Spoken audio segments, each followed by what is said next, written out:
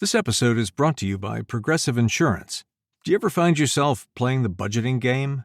Well, with the Name Your Price tool from Progressive, you can find options that fit your budget and potentially lower your bills. Try it at Progressive.com. Progressive Casualty Insurance Company and Affiliates. Price and coverage match limited by state law. Not available in all states. Hey, I'm running out to drop off a stack of letters and packages. Need anything shipped while I'm gone? Save the gas. Stamps.com lets you print postage and schedule pickups right from your desk. Sync your contacts into the address book, get detailed accounting insights, and get notified the moment your certified mail is delivered. All from my desk? All from your desk. Join the 4 million businesses using Stamps.com right now with code PODCAST and get your free welcome gift. Stamps.com, code PODCAST. Taxes and fees apply. A swift kick in the ass, episode 68. Welcome to a Swift Kick in the Ass podcast, hosted by lifelong friends Tom Stewart and John Curran. Today's episode is a special feature covering Robert Greene's 48 Laws of Power. Welcome, I'm Tom Stewart, and I'm joined with my lifelong childhood friend John Curran, and today we talk about Robert Greene's best-selling book, The 48 Laws of Power. We're going to be covering Law 24, Play the Perfect Courtier. Welcome to the show, John. Thanks, Tom. You know, today's judgment, let me just read that. I think it really sets the tone. The perfect courtier thrives in a world where everything revolves around power and political dexterity. He has mastered the art of indiscretion. He flatters, yields to superiors, and asserts power over others in the most oblique and graceful manner. Learn and apply the laws of courtiership, and there will be no limit to how far you can rise in court. And I think that what this chapter is really about is about knowing the system, how the system works, the rules, the history, and then using that to your advantage. I don't see anything manipulative really about knowing how a system works. I think in modern day life, especially if you work for a large organization, there are systems in place, and you're a fool not to take advantage of those systems. For instance, if you build time off, if you work a certain number of hours, then you're entitled to taking that time off according to that system. I think you're a fool if you don't take advantage of the benefits of that system. And that's what this chapter is really about. It's about knowing the system and then working it towards your advantage. Well, I see this chapter, too, as very Machiavellian, John. I do see it can be used in a sneaky way. And I can think of a character from a popular show called The Game of Thrones called Littlefinger. And if you're not familiar with the show, Littlefinger is it's like a council. He's part of the king's council, and he always has his own agenda. And he'll never confront the king. He'll never put himself in jeopardy, but he is very persuasive and will use his ability and his rank to find his power play using techniques that are very similar to this. Yeah, he uses his position to his advantage. And like you said, he has an agenda. And I think that all of us are out there and we're working the system with a certain agenda in mind. I mean, ultimately for me, I want to be able to retire one day. I want to be able to not have to work for a living. That's I want to provide for my children. I want to provide for my family and my life. And I don't see that as necessarily a bad thing, whereas manipulation is often seen as something negative. I don't think that's such a bad thing in today's world. I think it's using something that's in place to your advantage, and that's not necessarily a bad thing. Going to Littlefinger's examples, Tom, is that necessarily a bad thing that he has an agenda? I mean, he's watching out for himself, and he's obviously survived in a world that's very cutthroat. So whatever he's doing is working for him. Yeah.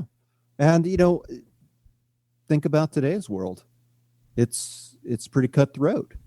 Right. We're just not chopping each other's heads off and stabbing each other through the heart. Let's hope not. We're just laying off people and, surpassing them in our career fields and what have you, or. Right. So, I think too, and we've talked about this in other episodes where we're talking about the laws of power, is that sometimes it's being aware of these rules and these laws that you can use to your advantage. And it's not necessarily that you're going to be manipulating people or playing the courtier, but you need to be aware that other people may be doing that, and we don't want you to be played. So you can use this information from that perspective as well. It ties in very well with persuasion and influence. And in any educated field, you're going to need to be able to play smartly. And especially like he's talking about, if there's a hierarchy, if there's, and we think of your boss, you have a boss that you have to be able to appease him, but at the same time, you might have an agenda of certain things you want to do. And there's a certain way to use your influence and your skill in order to achieve your goals. And some of the methods that we're going to talk about today will help you do that. Yeah, I totally agree. I think too, also, if you are single, you could actually use this to your advantage in the dating. Yeah, it's probably world. based, I know there's that popular book, The Game, which talks about dating, and I'm sure a lot of these techniques are in that book. So let's just go right into the laws of the court politics. And Green talks about these laws, and I think the first one really is to be modest and humble. No one likes a show off. If you say work for a team or work with a team and they've helped you accomplish something, I think it's good to give credit where credit is due. Being modest and being humble, I think can take you far, especially when you're dealing with leaders. They know that you've done the work. They know that you led the team. And to say that you just did it on your own with no help, people know that's not the truth either. I've seen this, John, all the time in my workplace and in the past, not necessarily in my current situation, but where someone would do something, and every time they do any little thing, they make sure that they are very vocal about it in front of the boss. They want to make sure that the boss knows that they did every little thing that they possibly could. And they have like their little banner, like they're waving their own flag saying, "Hey, look at me, look what I did. Aren't I great?" And that, you got to be careful with that, because usually most people can read right through that. If you did a good job, the boss will know about it, because he won't be hearing complaints from other people that you didn't do your job. Yeah. And also, you don't recognize, sometimes your peers will in the future be your boss or be up higher in the hierarchy than you are. And they're going to remember those times where you just looked out for yourself. You didn't give credit to other people where credit was due. And, you should take credit for the things that you've done. And we're certainly not saying that you shouldn't. But share, be modest. I think it's better to be modest and humble than it is to be an ass. Yeah, and in anything. And it doesn't matter if it's at work or in relationships or at the gym or wherever you might be, at a party. It's better not to be the asshole. Yeah. So the second is practicing nonchalance. And what that really means is it means, never make it seem that you work too hard. And if you think about this, there are a lot of people who dedicate their life to work. And I almost to a point of becoming a workaholic. And the people that I know who have done that, most of the time they're running from something. They didn't necessarily, they had a family, but they didn't want to necessarily spend time with them. It was more like a choice than that the job had to get done. They were avoiding other issues in their life. So I think there's a difference between working really hard, which I think all of us do, versus looking at having people look at you as a genius. So instead of looking at you as a person that just is working all the time and has to work very hard to get ahead, I think it's better for people to look at you as being smart. And certainly a lot of work is going to be going into it, but that doesn't mean that you weren't the brain. You didn't put a lot of time and effort and thought into what you're doing. I have a project at work, in fact, that I put a hell of a lot of time into, and I didn't really show that. People look at it, they think I'm a genius because of it, and a lot of it was just a lot of blood, sweat, and tears that I put into it, along with the thought. So, don't make that all the time that you spent doing something, making that the focal point, because anyone could put time in to something. Right. But, so if one of your coworkers would drop you a compliment, John, rather than saying, yeah, man, I've been sweating my nuts off doing this project, it's better just to say thank you, thank you very much, and act like it was no big deal. Yeah. I mean, I think make it seem like it was easier than it was actually done. Right. So that leads us to the third one, and that is being frugal with flattery. And this is explained very easily. No one likes a kiss up or an ass kisser. Yeah, an ass kisser. If everyone recognizes it, if someone's kissing ass, that they really don't mean it. They're just trying to get something out of it, or flattering to butter up the boss. So be frugal with flattery, and don't be a kiss up.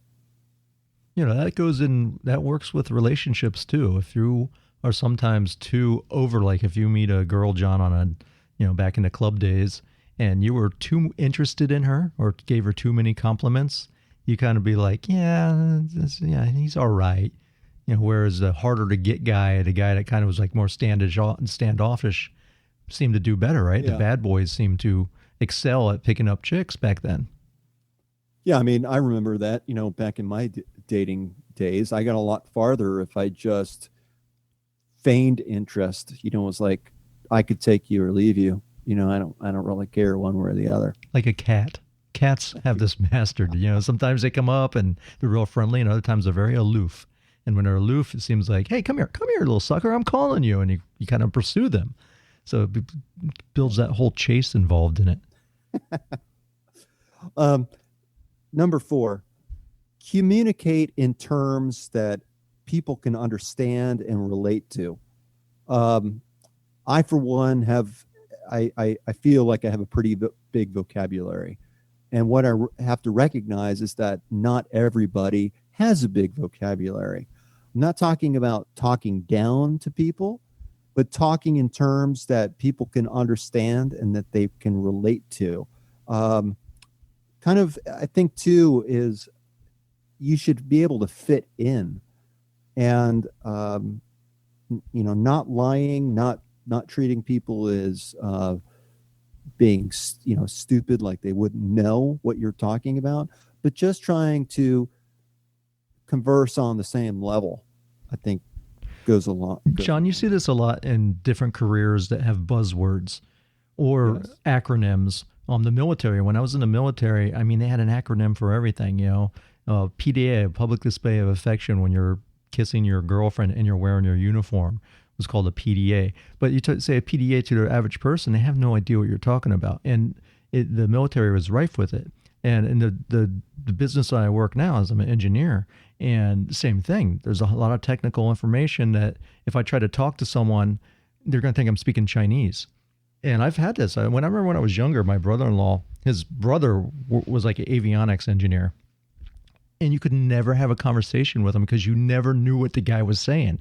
He'd start throwing out all this jargon, and you're like, wow, I have no idea what this guy's talking about. Look over to the person next to you, and they like shrug their shoulders. No, I can't understand what he's saying.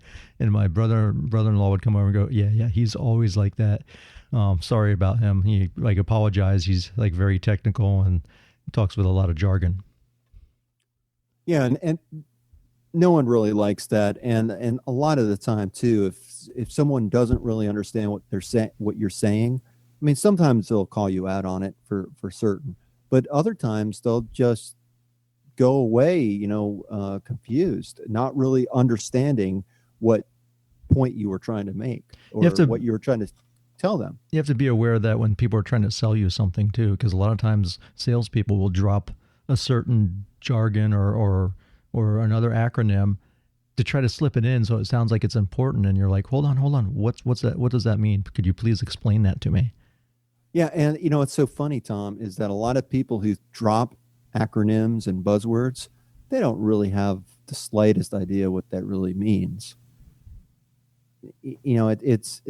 And a lot of people, especially in my days when I used to work for the government, they dropped acronyms right and left, and you get so comfortable with using those acronyms. But if you ask people what they stand for, most people don't know. True. Number 5, never be the bearer of bad news. And I think that this is very true. No one likes to hear bad news. You particularly don't want to tell your boss that you didn't get something done. In the old days, the messenger used to get killed, or that his idea stinks. There might be another roundabout way that you could put this in. In fact, I think the book was talking about if they mentioned something to the king, they were having all these strange sightings, that the king would get upset and feel that he was being that he was stupid. So the best way for them to get the king's notice is they had a journal, and they would write down their sightings of these weird mythical creatures that some people were complaining about, and then he'd read it in a journal, and it wasn't a direct attack to him to make him feel like he wasn't doing his job of protecting the kingdom. Yeah, and I think too that this is a perfect opportunity to find the silver lining in something that's bad. It's looking at something in a different way, but in a more positive light. It's not. I just think it's a different approach. Number 6, respect the hierarchy for what it is. Your boss is your boss. He's not your friend. You're not peers. You're not on the same level. He's on a different rung of the ladder. He has different responsibilities. He has different access to different knowledge, different insight, and he's not your friend. You're his subordinate. So don't forget that. They're in a position that they could really hurt you if they wanted to. So you have to be very careful with that relationship. I've never been good friends with a boss. I've liked my bosses, but I've never had a relationship where I go hang out and drink with them.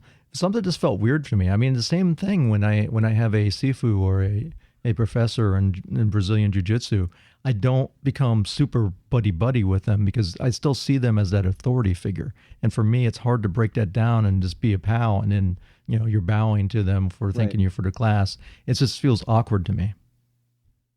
Yeah. And, I think teachers experience this a lot too, in that teachers generally don't become friends with their students or the parents of their students for that reason, because when you have a close relationship or a friendly relationship, it does change the dynamics, and you don't want to put yourself in a position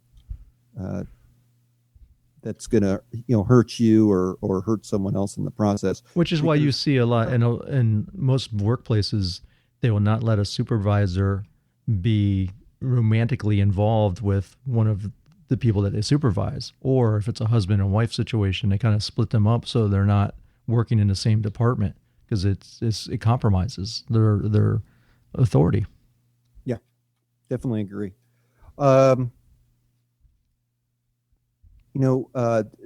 make fun of others as well. I think it's okay to joke around with people, but you don't know who knows. You don't know if what you're going to say is going to get back to that person, and maybe that person is even higher in the hierarchy. You don't want to make enemies, and also, I think the general rule that most people should have, and I definitely try to live by this rule, is that don't say anything to anybody that you wouldn't say directly to their face. So if you wouldn't say what you're saying about a person directly to their face, don't say it to anyone else. You're right. And I was listening to something earlier today, and I heard a quote from Warren Buffett, and Warren Buffett was talking about something very similar to that, where he was saying that it was like a newspaper test. If you didn't want it printed in a newspaper, if you were being embarrassed by it or didn't feel good about what you were doing and it wasn't being able to be printed, don't do it or don't say it. Yeah. I know I'm probably dating myself, but LL Cool J. Mama's going to knock you out. Yeah, he said that he didn't want to write any music that he wouldn't want his kids listening to. And I think that's a pretty good thing. It definitely protects yourself. And when you're dealing with a work situation, if you're talking about other people, those other people may be your peers right now, but things change in an organization, and they might one day be in a position of power above you, or maybe even you report to them. Who really knows? And you don't want that bad blood in between you. Better just to keep those kind of thoughts to yourself, not make fun of people. And also, I think most people realize that if you're making fun of somebody else, chances are you're going to be making fun of them to somebody else. You're going to be talking with, if you're talking about other people, you talk about other people with, it's not just limited. You're talking about everybody. Hey, speaking of LL Cool J, you know how you embarrass a 13-year-old boy? Me and my son Hunter the other day, we were leaving our house, and I have electronic gate in the front, and I didn't have my clicker with me. And my grandmother, or my mom, lives in a house adjacent to ours, and the kids always call her Mama. So I said to Hunter when we were leaving, I said, I hope Mama doesn't lock us out. And as I was driving away, I started singing LL Cool J's "Mama's Gonna Knock You Out," but saying "Mama's Gonna Lock You Out." And he was like, "Oh, Dad," and he was like putting his hands over his ears. It's funny.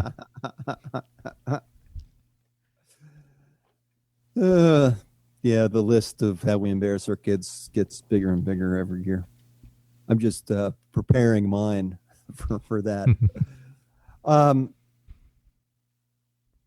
Do yourself a favor and don't ask others for favors. There's a law of reciprocity involved here, that if you ask someone for a favor, then they're going to definitely come back to you wanting to be repaid. Hierarchy, it's better that people owe you favors rather than you owing them favors. I agree, because you never know when they're going to call that in or what they're going to call in, and then you feel obligated to help them out. Yes. So don't ask for favors, and that's just a safe approach. Be willing to own your mistakes and be self-aware that when you make mistakes, you are able to not only own up to it, but also show people that you're doing something about it so that it's not repeated. In many instances, I think we all make mistakes, and it's human, but when you don't own up to it, people know. I mean, you're not really hiding anything from anybody. People know that you make mistakes, and they respect that you can admit that you did something wrong, and this is what I'm doing so it doesn't happen again. And I think that goes a lot farther than just trying to cover it up. Also, treat others the way you would want to be treated. I think that's a good rule to live by.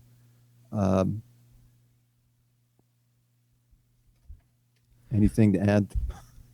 You threw me because I think you changed the name of what so I'm a little lost. I was on Never Joke About Appearances or Taste. Is that where you are, or are you on something different? I don't know. I mean, I went through the rules and I kind of... John started making up his own rules. Well, I mean, it is in there about, being willing to own your mistakes and be self-aware. I think it was don't be the court cynic, probably is what that is talking about. Also, when I did bring up Never Joke About Appearance or Taste, they're talking about having a lively wit and humorous disposition are essential qualities for a good courtier, but there's times when you don't want to be vulgar. You also don't want to make jokes directly about someone's character or about their appearance. I had an issue one time, John, and I wasn't making fun of someone's appearance, but I was sick of a job and I did not do the right thing.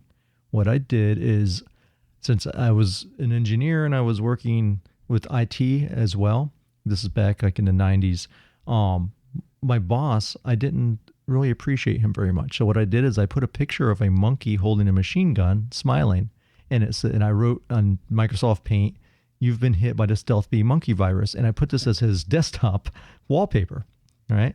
So he gets into his office, he sees this, he calls me, he's like, Tom, there's, I see this Stealth B monkey virus. Have you ever heard of that? And I say, hey, don't worry about it.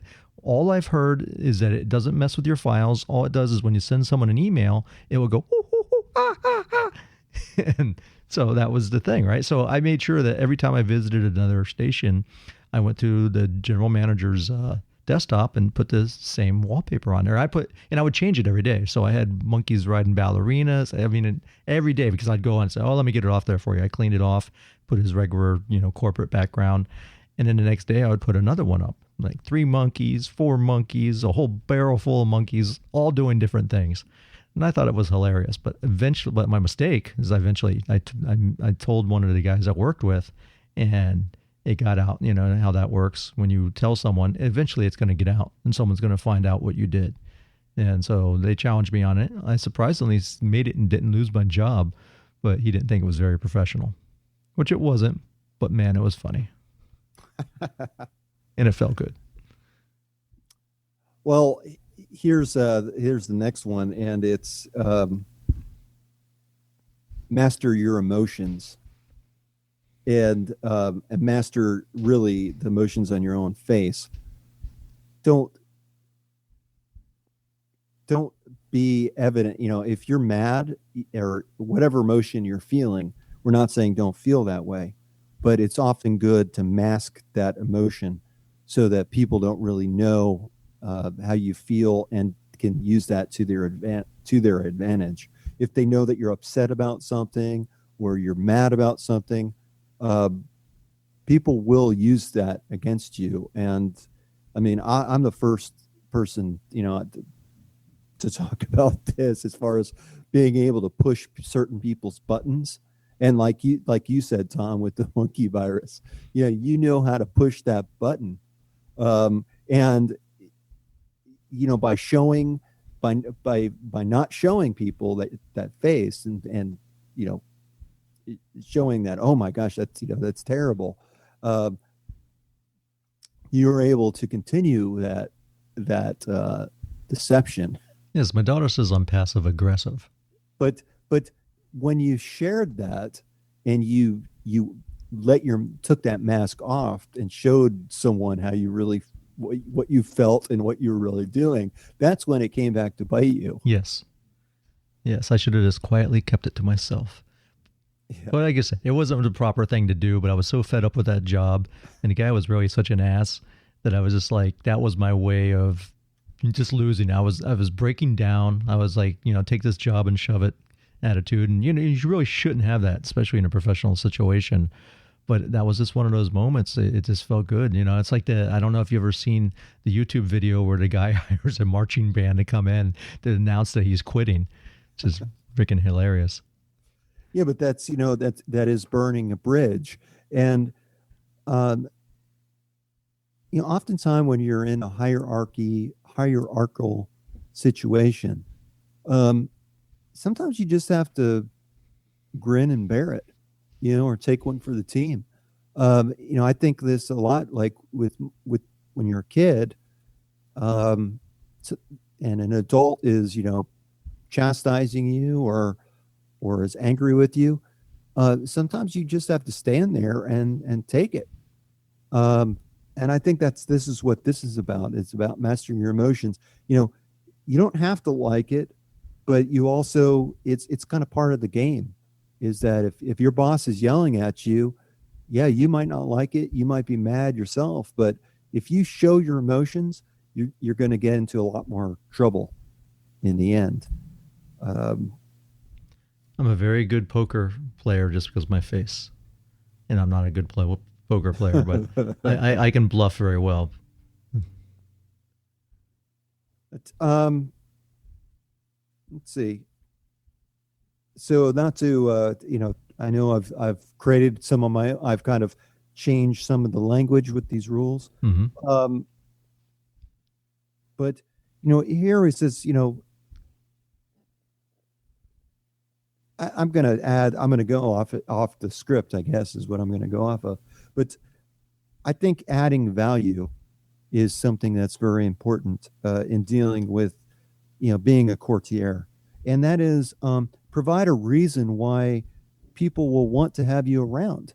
If you make things fun, if you're a pleasure to work with because you actually listen to what people have to say, and, you're not wearing your passion on your sleeve and being upset at everything, and you're a good person to work with. That adds a lot of value, I think, to being a courtier, and you'll be able to get more of what you want out of life when people want to be around you. When people and like you. It's the likability factor. Yes.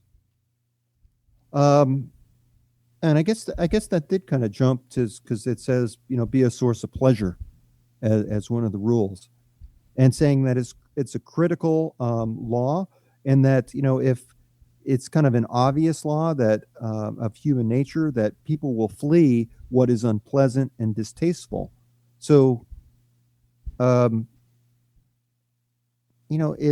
think that's very true. If you're an asshole, people are going to know it, and they're not going to want you around. They're not going to want to work with you. So that's really the whole point of that. Don't be too self-absorbed, and don't forget the big picture of things. Know what's going on around you, and then use that to your advantage. Because sometimes I think we get so close to something. I mean, we get so absorbed, and we're so close to a problem that it isn't that we're unable to take a step back. But we'd be better served, and if we're able to, we'll be able to better navigate whatever course that we're trying to take, if we're able to see the forest through the trees. Yeah. So don't forget the big picture. Don't forget, I think this is a great example. If you're trying to pay off your debts and you owe a lot of money, and you have a good job, you need that job to help you pay down your debts. You are not served very well if you get fired. I mean, that's going to cause just more problems for you. So you may not like your job, but you just got to suck it up and understand that there's a purpose, and to your working, and that you have goals that you're trying to meet, and that's going to help you weather the difficult times. Or get a new job. Yeah, or live with it and keep your eyes open for a new job. Don't burn that bridge. I mean, I've known plenty of people who kind of got so fed up with work that they just quit. Well, that really puts them in a bad situation. They had no place to jump to. It's much better to, just suck it up, do your work, and keep your eyes open and start interviewing for other jobs. And then once you have that offer and you have somewhere to jump, then quit. Yeah, leave on your own accord. Don't just sit there and complain. I know everyone probably listening to this right now has had a coworker that they're like the negative Nancy, that every time you see them, they're always complaining about the job, about the work, about so-and-so, about the boss. And if someone's so unhappy, it's just like, well, why don't you leave? You choose to work here. No one's forcing you to work here. Yes, I agree totally. So that's all the laws that I had written down, and I think that's really the core of this chapter. And being a courtier. I know we always butcher these. What about these words. Fit the spirit of the times? You didn't touch on how a slight affection of the past era can be charming as long as you choose a period at least 20 years back. But they're basically saying don't come in dressed like a hippie and be like, man, it was cool back in the old days, back in the 60s. That was the only way to rock, and you're stuck in that era. And I see this in my career field. What happens is technology is constantly evolving. And there's a lot of engineers that they're real hardcore engineers and very mechanical, but they're stuck in the old ways. They don't learn computers. They don't learn the new digital media that's coming out, and they don't advance themselves with the times. So they're stuck, with an old wrench and, a rag wiping their brow and saying, oh, they're like crusty. They and they're not advancing. They're kind of like getting left behind like a dinosaur. Yeah, and I think that it also says too. It says don't be too forward thinking. However, because no one will understand you. And from my perspective, I'm a very strategic person. I like to think about the future, and I'm always kind of look out ahead of me. But I don't really necessarily share that with everyone. So I think that it's kind of fitting in. It's not just about the clothes that you wear. It's about your actions that you take and what you express through your how you communicate with others. I think that is also with the spirit of the times. When you think of Steve Jobs almost was like a futurist because he had these grand ideas and he could see it. He could taste it. He knew what he wanted, but not everyone that worked with him agreed with him. And even though he was, in charge of the company, he still at times worked. He had a board of directors. He had bosses, so he could. But and supposedly what I hear is he would argue and fight with people tooth and nail because he believed his ideas were right. And a lot of people left because they did not like the guy. Right. So, I think there's a lot to be said for, not standing out and going with the crowd. Gosh, and I have such a hard time with that because I think there's a balance involved. Just because you're kind of going with the crowd doesn't necessarily mean that you need to think like the crowd. Well, and Steve, until it's a time of your choosing, if sometimes it's to your advantage to stay within a group, and if you act too far outside of the norms, they're gonna kind of push you out. And that may not be to your advantage. I think that's what fitting the spirit of the times is it is fitting in with the group and using that to your advantage. But I don't know if it's necessarily they're saying, group think and, think like everybody else. I I don't know if I buy that. Well, I mean, you can see, like when I was talking about Steve Jobs, just to elaborate a little bit more, he was an innovator. But the current situation of most Silicon Valley companies, even to today, is they don't make products based on what their ideas are, what they think someone will like. They do research and decide what the people want, and then they build a product for them. In Steve Jobs' case, he was like, the people don't know what they want. If that was the case, and I think there's a famous quote by Ford or someone, we'd still be driving around in a horse and buggy, because sometimes people don't know what else is capable or what is out there. And Steve Jobs was one of those people that stood out and said, no, I'm going to make my thing my way, and people are going to buy it. Sometimes there's many people like that fall along the wayside because they don't get the research and no one buys their product. Luckily Steve Jobs was a genius and he had an idea of what he did want to sell and that people would like it. Yeah, and I think it's also presenting it in a way to whereas when they see it, they know that's what they want.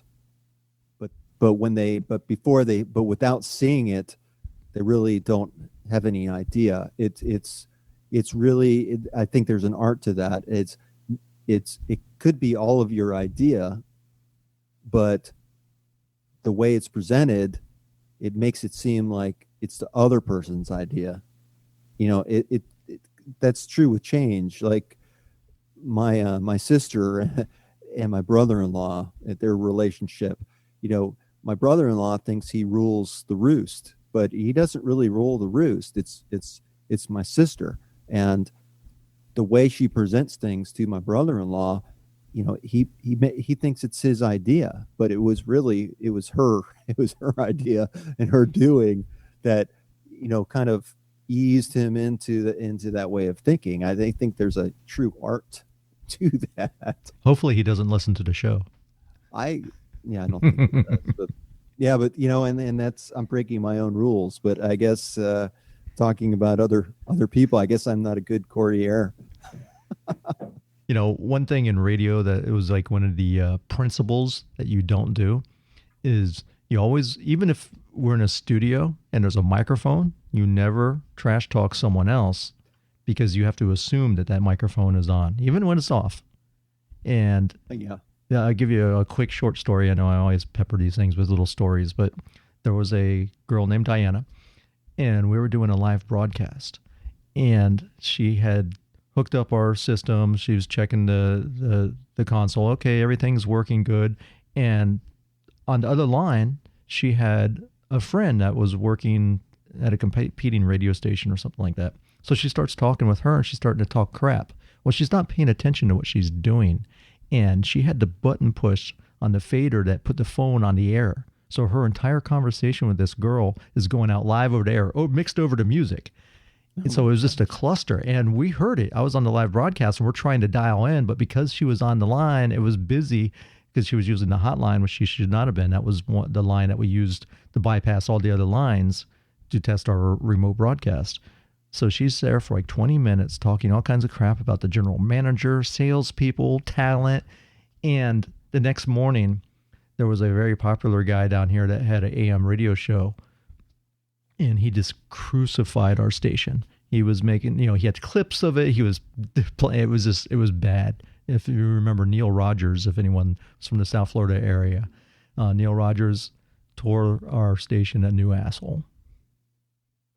Yeah, and I mean, you see this time and time again with politicians, whereas they say one thing in their speech, but then someone either is planted in their campaign, or somehow a recording comes out of them talking about how they really feel with somebody else, and then it blows up their chances of reelection. It happens time and time again. It's a political tactic. So I think we should probably wrap this up, but there is a section of the book, the last part of this section, which I want to read, and I think it says a lot. Courtiers are like magicians. They deceptively play with appearances, only letting those around them see what they want them to see. With so much deception and manipulation afoot, it is essential to keep people from seeing your tricks and glimpsing your sleight of hand. So again, this is knowing the system, working that to your advantage, and being a courtier. Sounds good. They're like magicians. Be a magician, my friend. Don't show anyone your tricks. Well, John, this is Tom Stewart. I'm joined with my lifelong friend, John Curran. Thank you for listening to A Swift Kick in the Ass. And make sure to check out swiftkickingtheass.com. There we have our simple spinning tool, our free membership site, all the goodies that we've created for you guys. Submit your email, you get cool stuff. I never email you, so don't worry about it. It's just a matter of when we do want to reach out to you, if we want to let you know of something important, we might send an email once in a while. But that's the deal. John, thanks for being here. Anything else you want to add? I think that's it. Just visit us and send us an email. Tell us what you think, whether it's about the laws of power or some type of positive change. We'd love to hear from you. Right. And we do this live, and my app that I usually use to play my ending sounds ended. So let's give them a little music, John. Dum, dum, dum, dum.